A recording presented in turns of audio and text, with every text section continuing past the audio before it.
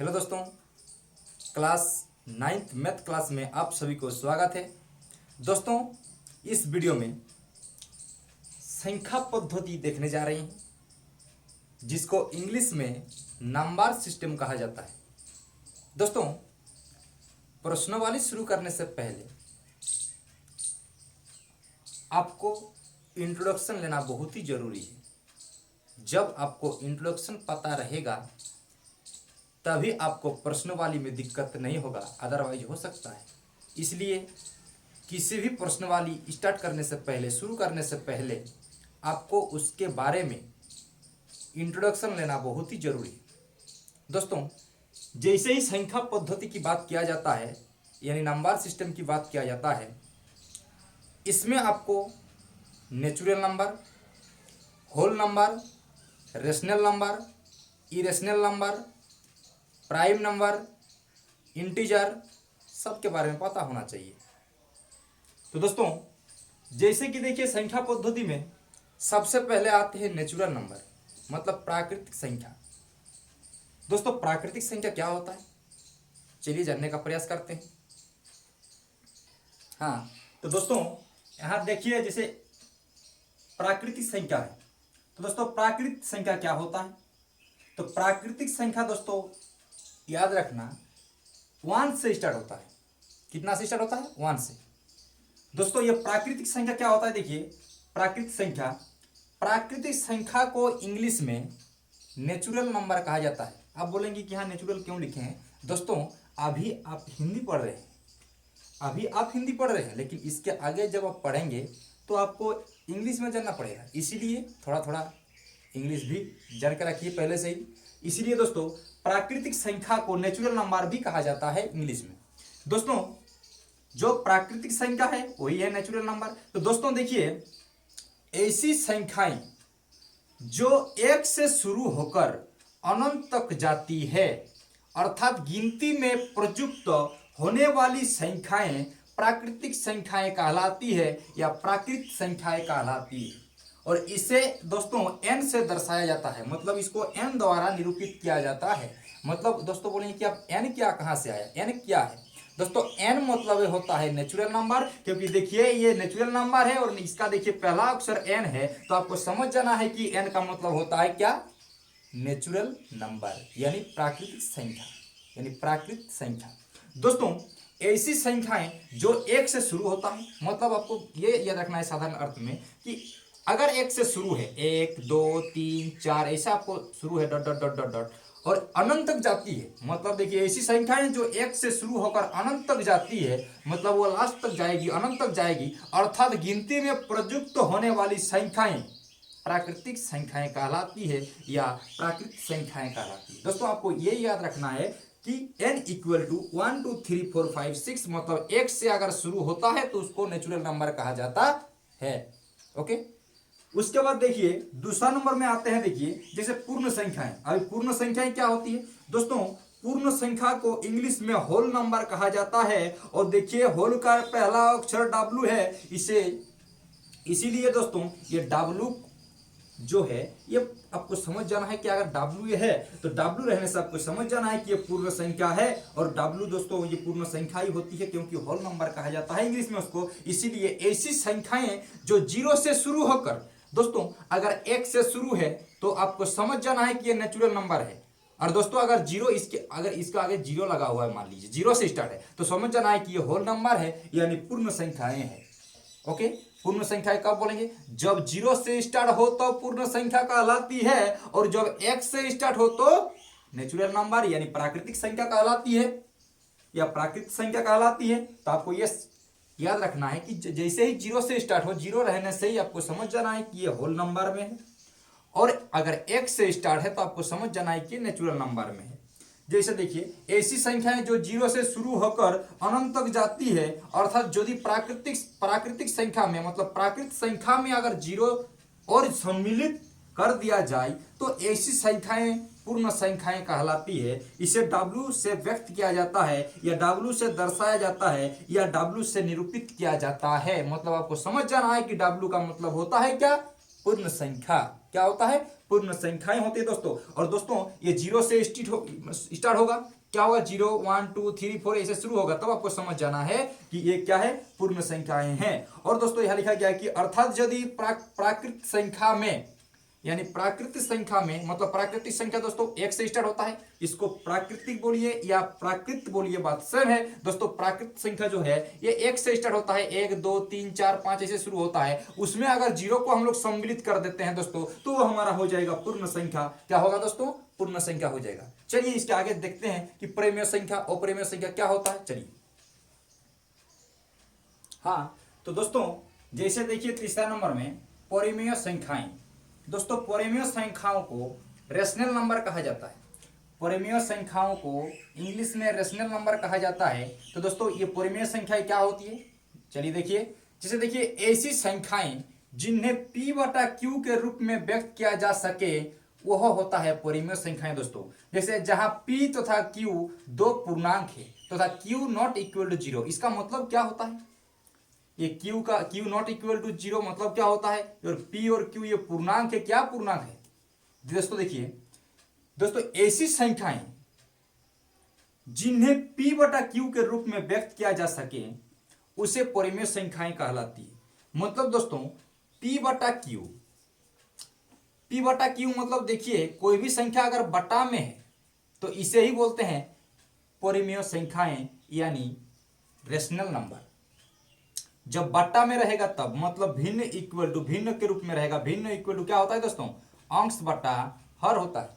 भिन्न equal to अंश बटा हर। जब अंश बटा हर के रूप में रहे दोस्तों तो भी बोला जाता है उसको परिमेय संख्याएं, अदरवाइज नहीं बोला जाता है। तो बोलेंगे जैसे कि 3, मान लीजिए 3, तो आप बोलेंगे 3 तो p बटा q के रूप में नहीं है, क्योंकि बटा के रूप में नहीं है, तो ये तो परिमेय संख्या नहीं होगा दोस्तों। होगा, क्योंकि इसके नीचे 1 लगाकर हम लोग p बटा q के रूप में दर्शा सकते हैं, इसलिए 3 भी हमारा एक परिमेय संख्याएं हैं। जैसे बोलेंगे कि रूट जो है, रूट तो हमारा अपरिमेय संख्या में आता है, लेकिन यहाँ परिमेय संख्या में रूट कैसे होगा दोस्तों, इस रूट 36 का वर्गमूल जो होता है 6 होता है, और 6 के नीचे हम लोग 1 लगाकर p बटा q के रूप में लिख सकते हैं, कोई दिक्कत नहीं है। लेकिन इसका भी एक कंडीशन है दोस्तों, q का मान कभी भी 0 नहीं होना चाहिए। अगर q का मान 0 होगा तब क्या होगा, चलिए देखिए दोस्तों। जैसे देखिए 4/3 है, तो ये बिल्कुल हमारा परिमेय संख्या है, क्योंकि बट्टा के रूप में है, भिन्न के रूप में है, अंश बटा हर के रूप में है दोस्तों। जब अंश बटा हर के रूप में रहे तभी उसको परिमेय संख्याएं कहलाती है, अदरवाइज नहीं कहलाती है। तो आप बोलेंगे जैसे 5 है, तो 5 तो हमारा बट्टा के रूप में नहीं है, 5 तो बट्टा के रूप में नहीं है, भिन्न के रूप में नहीं है, अंश बटा हर के रूप में तो नहीं है दोस्तों। किसी भी संख्याओं के नीचे कुछ नहीं मतलब जरूर 1 रहता है, उसका मतलब 5 के नीचे भी 1 है, तो देखिए p बटा q के रूप में हो गया, मतलब अंश बटा हर के फॉर्म में आ गया, मतलब 5 भी हमारा परिमेय संख्याएं है दोस्तों। बोलेंगे कि 0 क्या है, तब 0 क्या है, तो 0 भी एक परिमेय संख्या है, क्योंकि इसके नीचे 1 लगाकर p बटा q के रूप में लिखा जा सकता है, इसलिए 0 भी हमारा होगा, रेशनल नंबर होगा, परिमेय संख्या होगा। ओके, परिमेय संख्या दोस्तों पता चल गया कि p बटा q के रूप में होगा, और q का मान कभी भी 0 नहीं होगा। अगर q का मान अगर 0 होता है दोस्तों तो क्या होगा दोस्तों, देखिए जो 6/0, इसको क्या हम लोग डिफाइन कर सकते हैं, परिभाषित कर सकते हैं, नहीं दोस्तों, ये अनडिफाइंड है, इसको हम लोग परिभाषित नहीं कर सकते हैं।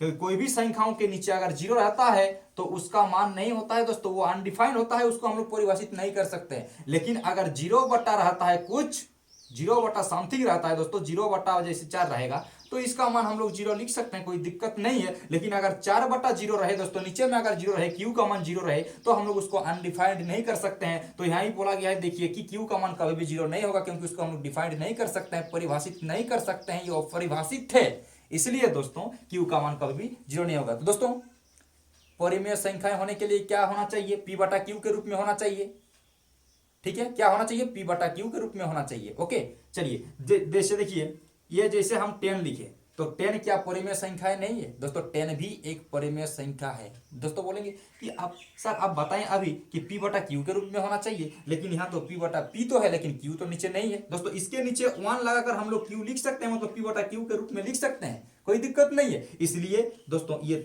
10 भी हमारा एक परिमेय संख्याएं हैं, 0 भी एक परिमेय संख्याएं हैं, क्योंकि उसके नीचे 1 लगाकर हम लोग परिमेय संख्या बना सकते हैं, लिख सकते हैं, कोई दिक्कत नहीं है। ओके दोस्तों, जैसे ही परिमेय संख्या है, परिमेय संख्या के बाद देखिए अपरिमेय संख्या आता है। दोस्तों ये अपरिमेय संख्या क्या है? दोस्तों अगर हम लोग p बटा q के रूप में उस किसी भी संख्याओं को लिख सकते हैं, उसका मतलब ये परिमेय संख्या हो गया, यानी रेशनल नंबर हो गया, रेशनल नंबर। दोस्तों अपरिमेय संख्या को इंग्लिश में इरेशनल नंबर कहा जाता है। मतलब अगर p बटा q के रूप में हम लोग अगर लिख सकते हैं तो उसे परिमेय संख्या कहते हैं, यानी रेशनल नंबर कहते हैं। अगर p बटा q के रूप में इसको हम लोग नहीं लिख सकेंगे दोस्तों, उसी को बोला जाता है अपरिमेय संख्या, यानी इरेशनल नंबर। ऐसी संख्याएं जिन्हें p बटा q के रूप में व्यक्त नहीं किया जा सकता है, उसे अपरिमेय संख्याएं कहलाती है। दोस्तों अगर p बटा q होता है तो p बटा q होने से समझ जाना है कि परिमेय संख्या होता है, परिमेय संख्या होता है। लेकिन अगर p बटा q के रूप में अगर नहीं उसको हम लोग लिख सकते हैं तो उसी को बोला जाता है अपरिमेय संख्या, यानी इरेशनल नंबर।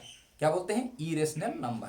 दोस्तों जैसे देखिए ऐसी संख्याएं जिन्हें p बटा q के रूप में नहीं लिखा जा सकता है, नहीं व्यक्त किया जा सकता है, उसे अपरिमेय संख्या कहते हैं। जैसे देखिए एग्जांपल की तरफ पर देखिए उदाहरण, जैसे पाई। पाई क्या है? हमारा एक अपरिमेय संख्या है। √2, √3 और ये 0.101010 ये देखिए जाते रहेगा, अनंत तक जाएगा, कहां पता नहीं है। इसलिए दोस्तों ये भी हमारा क्या है? एक अपरिमेय संख्या है। ये देखिए इरेशनल नंबर है। ओके जो दोस्तों आपको ये याद रखना है कि अपरिमेय संख्या अगर कोई भी संख्या रूट के अंदर है, किसके अंदर? रूट के अंदर, तो समझ जाना है कि ये अपरिमेय संख्या है, यानी इरेशनल नंबर है। कब होता है? जब कोई भी संख्या रूट के अंदर हो। जब कोई संख्या रूट के अंदर हो तो आपको समझ जाना है कि ये अपरिमेय संख्याएं हैं। क्या है? अपरिमेय संख्याएं हैं, यानी इरेशनल नंबर है। दोस्तों अभी बोलेंगे देखिए जैसे 36, तो सर बोलेंगे कि अभी आप ही बोले तुरंत कि कोई भी संख्या अगर रूट के अंदर रहे तो उसको अपरिमेय संख्या कहा जाता है। तो ये क्या हमारा अपरिमेय संख्या है? क्योंकि आप अभी बोले कि रूट के अंदर रहने से ही अब क्या कि अपरिमेय संख्या होगा। क्या होगा? अपरिमेय संख्या होगा। तो ये तो रूट के अंदर है, बिल्कुल ये अपरिमेय संख्या है? नहीं दोस्तों, ये बिल्कुल गलत है, क्योंकि इसका जो वर्गमूल होता है 6 होता है दोस्तों। तो 6 हमारा क्या हुआ? परिमेय संख्या। तो दोस्तों आपको ये भी ध्यान देना है कि कोई भी संख्या तो ठीक है अगर रूट के अंदर रहेगा तो अपरिमेय संख्या बोलेंगे, लेकिन साथ ही साथ ये भी आपको ध्यान रखना है कि उसका वर्गमूल नहीं होना चाहिए। अगर वर्गमूल होता है तो वो परिमेय संख्या होगा रे भाई, क्योंकि p बटा q के रूप में उसको आराम से लिखा जा सकता है।